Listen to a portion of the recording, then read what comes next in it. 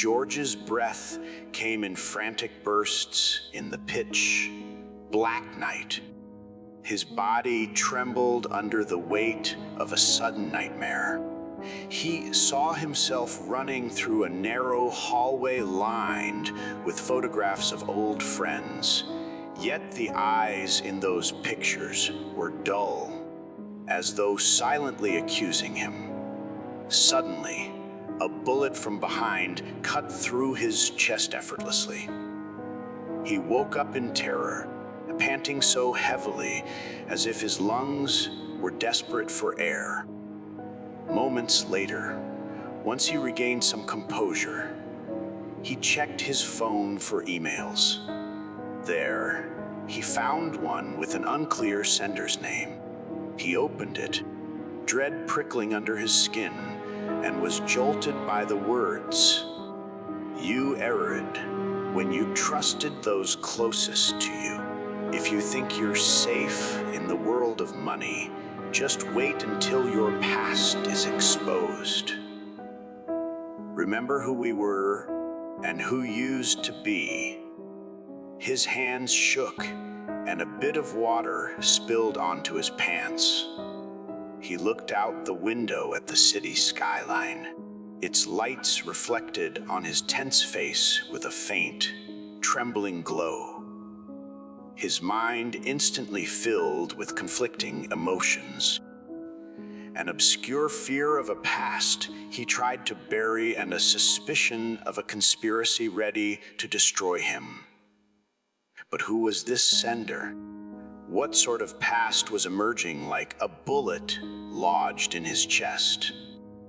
The following morning, George mustered the resolve to go to his upscale office building. He walked through a formal, elegant environment, glass, walled offices, employees in matching uniforms, and cutting-edge equipment. Yet despite this modern atmosphere, he felt a vague heaviness, as though that bullet from his dream was still lodged within him. He was met by Elizabeth, his partner. Someone he had always praised for her intelligence and discipline. She addressed him with a worried expression. "George, are you all right? You look pale." I'm fine, Elizabeth. Just a bit of fatigue." She handed him a file for a major telecommunications deal, supposedly a lucrative addition to his business that could double his profits and heighten his prestige among investors. Then, in a hesitant voice, she added, "The new board members are waiting for your signature. We'll need a decisive meeting tomorrow." Watching her anxious gaze, George remembered that warning in the email. He sensed an unspoken distance between them. Was she also hiding something? Or had suspicion begun to devour the trust he once placed in those closest to him? That evening, George received another cryptic message. This time it included a blurred photograph of someone he knew well. Philip, his friend since childhood and companion in their climb from poverty to success. Why an image of Philip? Is this an indication he's part of the threats? George's mind flashed back to buried memories. His ambitious father partnering with Philip's father in an ill-fated business venture, one that ended in massive losses for Philip's family. At the time, people claimed George's father had not intended harm, but the suspicion left behind a hidden resentment. Could that resentment now be returning for vengeance? He decided not to jump to conclusions, believing perhaps Philip was unaware of what was happening. Yet a cold anxiety gnawed at his heart. warning him that those nearest to us can be the most dangerous when they turn.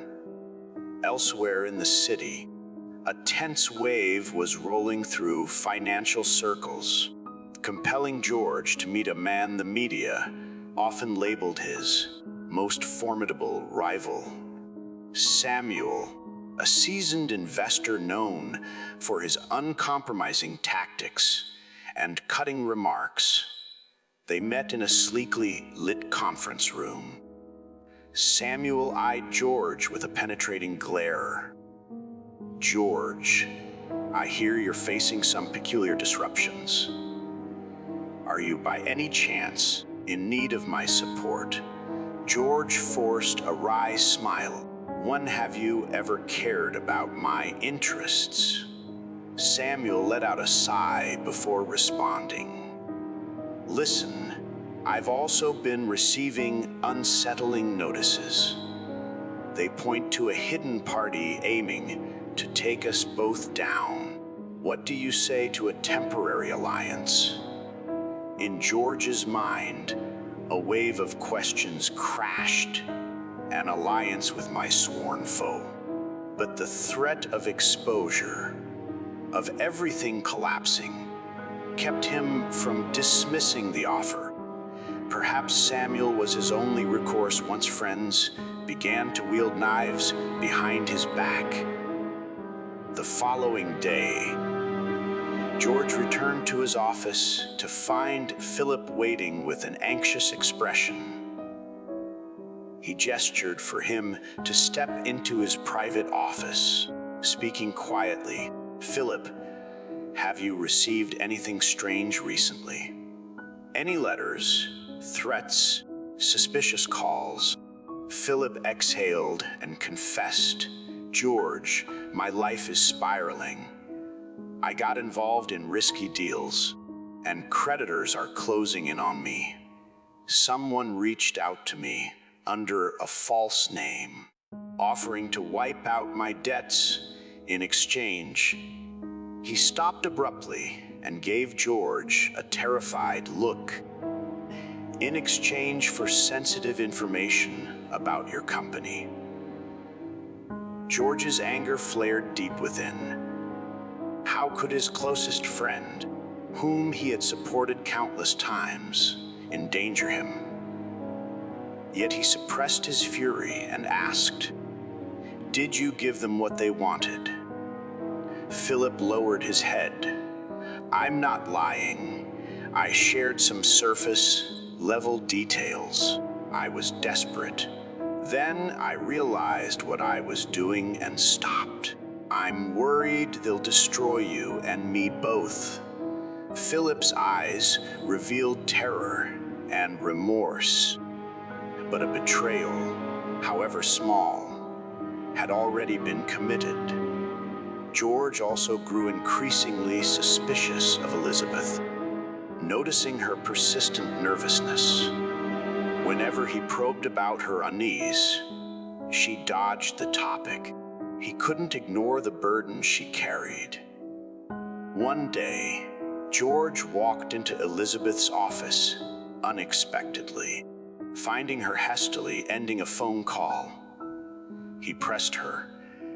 "Elizabeth, what's going on? I see fear in your eyes."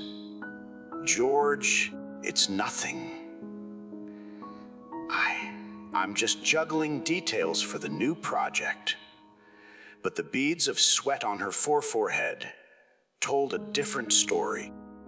He left without confronting her further, determined to keep his doubts burning until the truth emerged. On his way out, he glimpsed a document on her desk with a rival company's letterhead. An analysis related the very same telecommunications project. The suspicion in his chest grew twice as heavy. At a lively gathering of business figures, George encountered Samuel once more. Amid colored lights and soft music, Samuel pulled him aside. I have enough evidence to unveil a whole network plotting to ruin your reputation and seize your assets.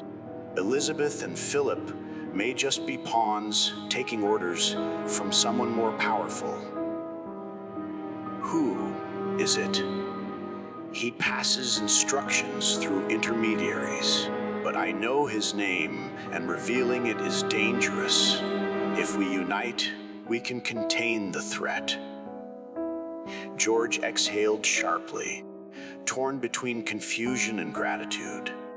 Was it really possible that a man he had battled for years was now aiding him? His words rang true.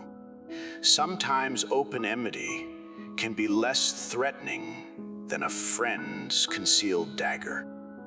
George decided to unmask Elizabeth and Philip's involvement. He arranged a meeting inside his office, with Samuel hidden in a nearby monitoring room. Elizabeth arrived first, visibly uneasy. "George, you asked for an urgent meeting. Is something wrong?" He nodded for her to sit, then called in Philip, who looked exhausted. Standing between them, George declared in a sharp tone, "I know both of you have been following instructions from an entity trying to undermine me. Confess now, and I might be able to help you." Elizabeth and Philip exchanged anxious glances. Finally, Philip spoke. "I've got overwhelming debts. They threaten me with lawsuits and public disgrace. They offered me enough money to clear everything if I shared some of your contracts and documents." "I'm sorry, George." Elizabeth's eyes welled up. "I never wanted to betray you, but they threatened someone I love with harm if I didn't cooperate. I was forced to hand over sensitive files." Suddenly, Samuel's voice crackled through a hidden speaker. "And the mastermind behind all of this is waiting to make his final move against George." Elizabeth and Philip shuddered in terror as Samuel emerged from the back room. Clapping slowly, "I've been tracking your communications for weeks. Every step you took was under my surveillance." Before anyone could react, a gunshot pierced the side window with a deafening crack, shattering the glass. Everyone dropped to the floor. Shards sprayed in every direction, demolishing George's wooden chair. Panic broke out. Samuel grabbed his phone to call security, while George felt a minor cut on his arm, uncomfortably echoing his earlier nightmare. A guard rushed in to confirm a masked man had just sped away in a car. The threat was no longer an idle warning. It was a genuine attempt on George's life. Elizabeth stood frozen in shock. Philip slumped, muttering, "It's him, the one who made us his puppets." George steadied his gaze, anger burning in his eyes. "Enough dithering. We'll strip away his disguise and drag that family out of the shadows. They blame my father's history. Fine. Let's see if he can handle our next move." With Samuel's help and Elizabeth and Philip's testimonies, George gathered enough evidence to implicate the unknown mastermind, the son of a man whose finances collapsed long ago in partnership with George's father, leaving his family destitute. Though this puppet master remained in the shadows, George managed to cripple his network by turning everything over to the authorities. Once the storm subsided, George was left pondering who truly deserved his trust and who saw him as a convenient target. Weeks later, he met with Elizabeth and Philip in a small office. Philip confessed his regret bitterly, while Elizabeth wept in shame. George's words were firm, his eyes set on the distance. I still have my doubts about both of you, yet I'll give you a chance to rebuild trust, if that's even possible.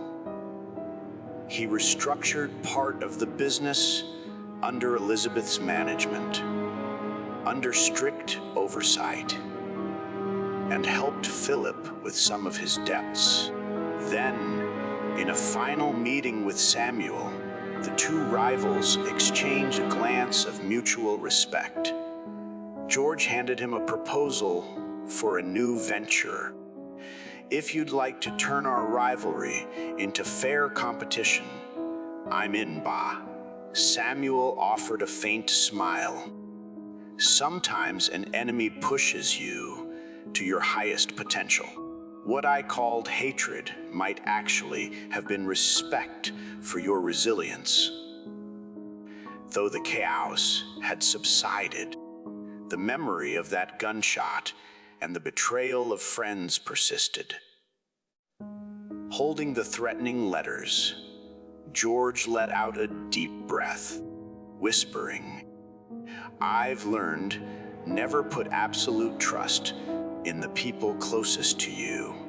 They know exactly where you're weak, and never fear accepting a hand from an enemy when the situation demands it. Open hostility can be far safer than the hidden knife of a friend. Moral of the story: trust can be our greatest vulnerability when placed blindly in those closest to us.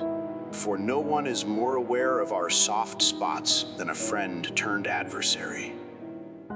Conversely, an openly declared foe can sometimes become a valuable ally because you see him plainly, stripped of false pretenses.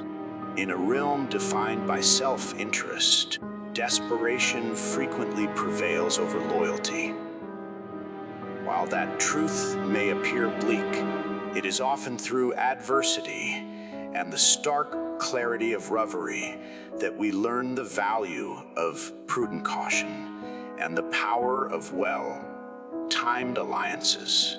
Betrayal and enmity laid bare can paradoxically offer a path to survival and unexpected respect.